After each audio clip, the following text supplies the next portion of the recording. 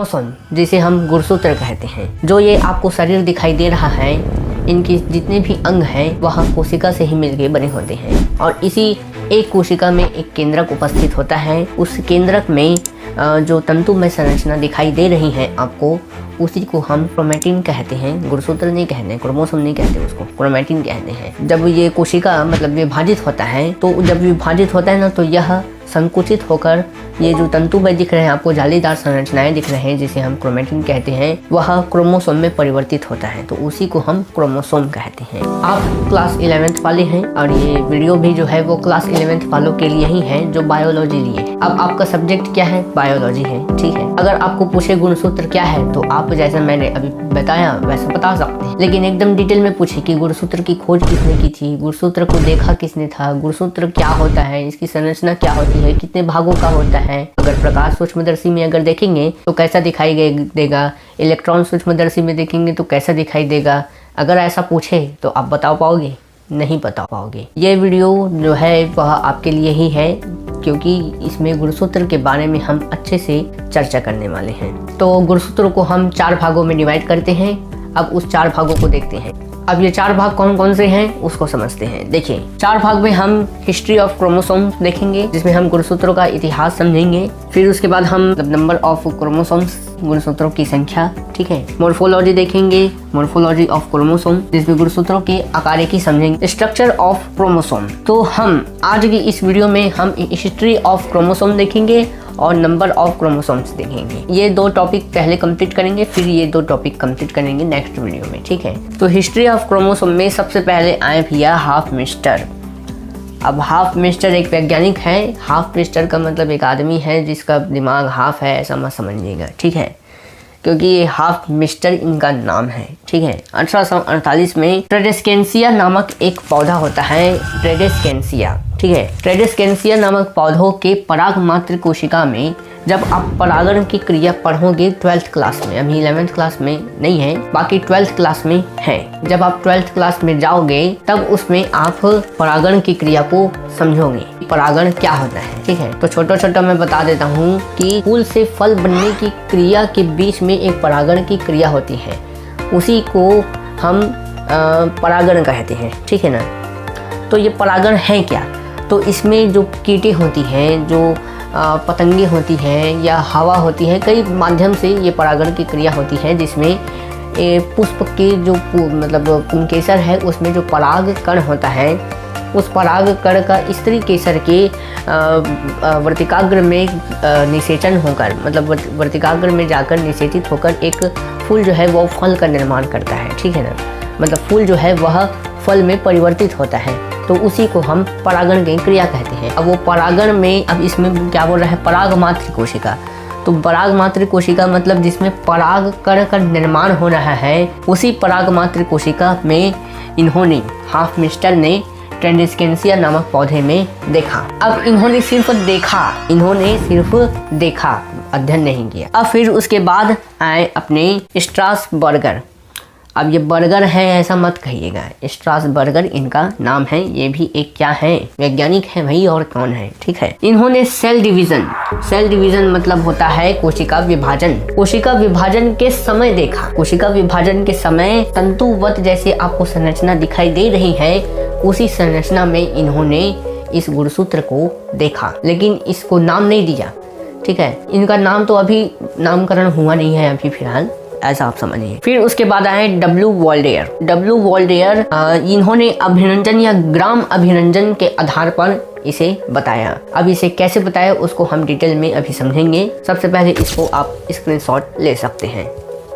तो अभिनंजन के आधार पर इन्होंने बताया, तो क्या बताया देखिए। इन्होंने बताया, अरे हाँ, पहले बात तो आपको अभिनंजन ही पता नहीं होगा, शायद होगा भी, अगर मेरे पिछले वीडियो को आप देखते आ रहे हैं तो आपको पता होगा कि अभिनंजन क्या होते हैं, ठीक है। बाकी अगर ऐसे बात करें तो अभिनंजन किसे कहते हैं उसको अगर समझना है तो इसमें जो लिखा है उसको आप स्क्रीनशॉट या पॉज करके आप इसको अच्छे से समझ सकते हैं कि अभिनंदन होता क्या है। बाकी इसे बैक्टीरिया की पहचान को पहचानने के लिए अभिनंदन की क्रिया की जाती है। अब ये तो समझ गए कि अभिनंदन क्या होता है, ठीक है। तो इसमें दो पदार्थ आते हैं, एसिटोकार्बिन, एसिटोआर्सिन, जो अभिनंदन के लिए उत्तरदायी होते हैं। मतलब ये एसिटोकार्बिन और एसिटोआर्सिन के प्रति गुणसूत्र जो है वह बंधुता प्रदर्शित करता है, मतलब जल्दी से उन रंगों को धारण कर लेता है। इसलिए जल्दी धारण कर लेते हैं, इसलिए उसको नाम दिया गुणसूत्र। किसने नाम दिया? डब्ल्यू वॉल्डेयर ने, ठीक है ना। तो डब्ल्यू वॉल्डेयर ने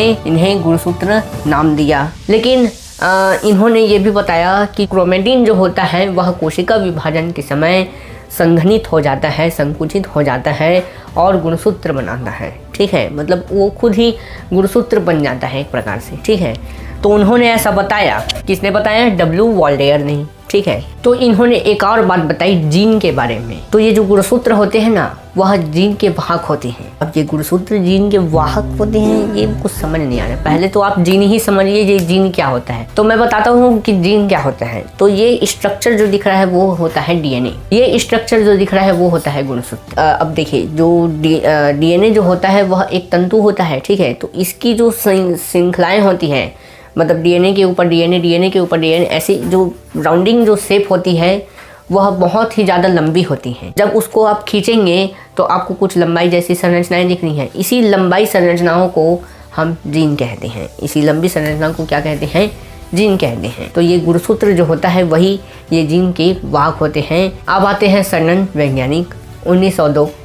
अब इन्होंने क्या बताया? इन्होंने परिभाषा दिया, और इसकी परिभाषा की बात करें तो ये कुछ इस प्रकार की परिभाषाएं हैं। तो जितना भी मैं अभी बताया उसका सार ये परिभाषा है, कुछ इस प्रकार है कि गुणसूत्र निश्चित संख्या में पाई जाने वाली ऐसी वैयक्तिक जीवद्रव्य इकाई है जो कि क्रमिक कोशिका विभाजनों के द्वारा गुणन करती है तथा जीवों की वैयक्तिकता, आकारिकी तथा कार्यकी को स्थायित्व प्रदान करती हैं। तो इस परिभाषा में जो तीन बातें हैं लास्ट में जो बोली गई हैं इस परिभाषा में, सबसे पहली है वैयक्तिकता, दूसरी है आकारिकी और तीसरी है कार्यकी। और इस तीनों को हम एक एक करके समझने वाले हैं। तो वैयक्तिकता को सबसे पहले समझ लेते हैं। मतलब ऐसे गुण जो सभी व्यक्ति से या सभी चीज़ों से अलग बनाती है। जैसे कि कुत्ता है, अब कुत्ते में सबसे अच्छी क्वालिटी क्या है? सूंघने की और सुनने की जो क्षमता होती है उसमें सबसे अलग होती है। मतलब बाकी जानवरों से ये वाला जो गुण है वो उसको सभी जानवरों से अलग बनाता है, सभी जीव जंतुओं से अलग बनाता है।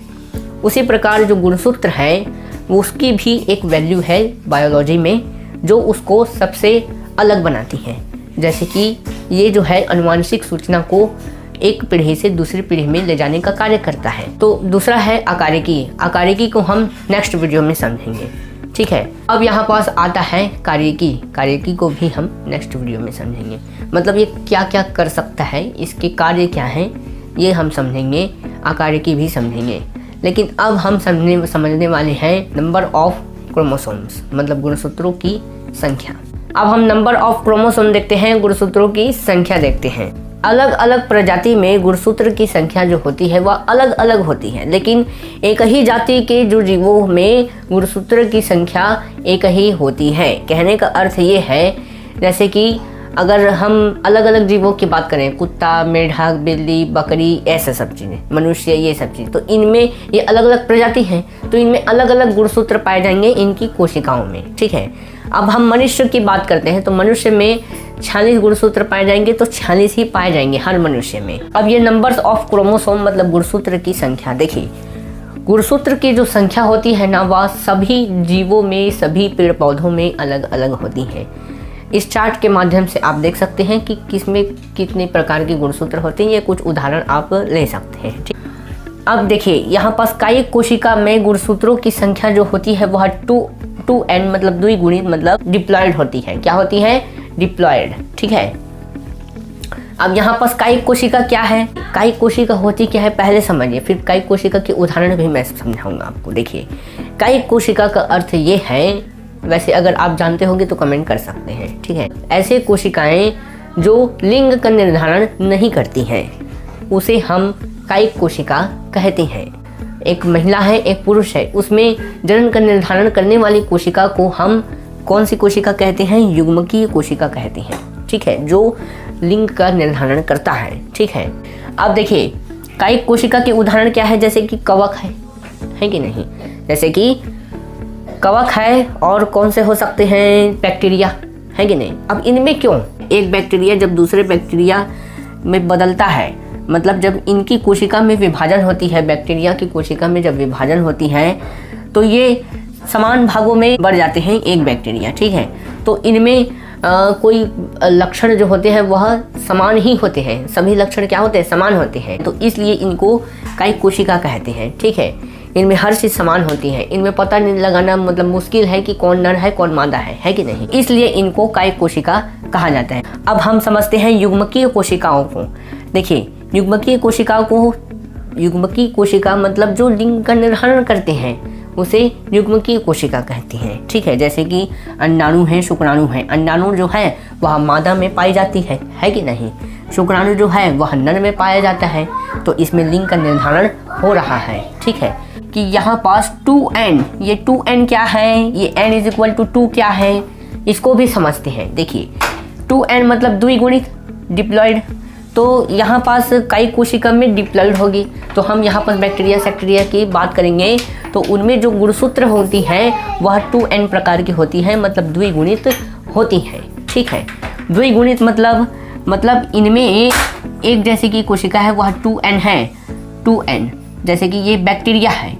अब ये बैक्टीरिया 2n प्रकार की कोशिका मतलब गुणसूत्र है, तो जब ये विभाजित होगा ना तो इनमें भी 2n ही होगा, ठीक है। ये आप समझ गए। युग्मकीय कोशिका में क्या होता है कि इसमें अंडाणु है, ये शुक्राणु है। अब इनमें n = 2 होगा, n = 2 होगा, मतलब इसमें जैसे कि अंडाणु है तो इसमें अगर माँ की बात करें तो इसमें की जो 2n होगी, ठीक है, 2n, इसमें शुक्राणु क्या होगा? 2n होगा।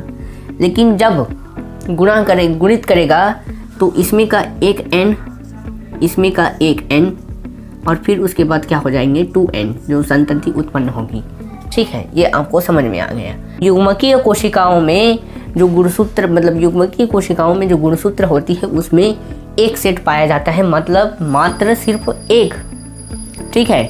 अगर अंडाणु की बात करेंगे तो उसमें जो भाग लेगा गुणसूत्र वो n प्रकार का गुणसूत्र होगा, इसमें n प्रकार का दोनों मिलेंगे तो 2n हो जाएगा। तो ये हो गया। तो अतः अगुणित कहते हैं, तो इसी को क्या कहते हैं? अगुणित भी कहते हैं। देखिए युग्मकीय कोशिका जो होती है वह अगुणित होती है। द्विगुणित मतलब कायिक कोशिका 2 गुणा होगा, ठीक है, द्विगुणित होगी, ठीक है। ये अगुणित होती है, मतलब ये n और ये n है, तो ये n है, 2n थोड़ी है, n ही है, तो ये अगुणित है। ये वाली जो कोशिका होती है वह अगुणित है, ये भी क्या है? अगुणित है। अब इन्हीं अगुणित कोशिकाओं को क्या कहते हैं? जीनोम कहते हैं। क्या कहते हैं? जीनोम, या संजीन भी कहते हैं। क्या कहते हैं? संजीन। अगर आपको पूछे जीनोम क्या है तो आप बता सकते हैं, संजीन क्या है आप बता सकते हैं। जीनोम शब्द आप सुने होंगे लेकिन संजीन शब्द नहीं सुने होंगे, तो संजीन शब्द सुन लीजिए, जीनोम ही होता है, ठीक है। देखिए यहाँ पास एक और चीज़ है, आपकी पुस्तक में दिया होगा शायद मेरे ख्याल से, कि जैसे कि अगुणित है तो अगुणित में जीनोम की जो संख्या होगी वो क्या होगी? n = 2 होगी, ठीक है। तो द्विगुणित में कितनी होगी? तो द्विगुणित मतलब 2n = इसमें 2 है, तो द्विगुणित में देखिए अगुणित में क्या है? n 2 है, द्विगुणित में क्या होगी? 4 हो जाएगी, है कि नहीं? तो 2n = 4 होगी किसमें? द्विगुणित में। द्विगुणित में जीनोम जो होगी वह 2n = 4 होगी। दोस्तों यहाँ पास जो पौधे 2 पौधे लिए हैं, मतलब बुक में भी दिया हुआ है 2 पौधे। अब वो 2 पौधों को देखते हैं। देखिए एस्टेरेसी कुल के एक पौधा होता है जिसका नाम है हैप्लोपेपस ग्रेसिलिस। क्या है? हैप्लोपेपस ग्रेसिलिस। तो यहाँ तो ये एक बात बताना मैं भूल गया था आपको कि ये जो n है ना, यह गुणसूत्र की संख्या को दर्शाता है। किसको दर्शाता है? गुणसूत्र की संख्या, ठीक है। तो ये 2n = 4 मतलब 2n है तो उसमें 4 गुणसूत्र होगा, n मतलब 2 गुणसूत्र होगा। तो ऑफियोग्लोसम रेटिकुलेटम में सबसे ज़्यादा गुणसूत्र होती हैं, इसमें 2n = 1262 होती है, मतलब n = क्या होगी इसमें? 631, ठीक है। आशा करता हूँ दोस्तों यह वीडियो आपको बहुत ही ज़्यादा पसंद आया होगा। तो इस वीडियो को ज़्यादा से ज़्यादा लोगों तक शेयर कीजिए, अपने भाई बंधुओं को बताइए भैया कि गुणसूत्र को इस प्रकार से भी समझा जा सकता है। जैसा बुक में दिया है उसी प्रकार समझाया, उससे भी अच्छा समझाने की कोशिश मैंने की है। तो मिलते हैं नेक्स्ट वीडियो में, तब तक के लिए जय श्री राम दोस्तों। जय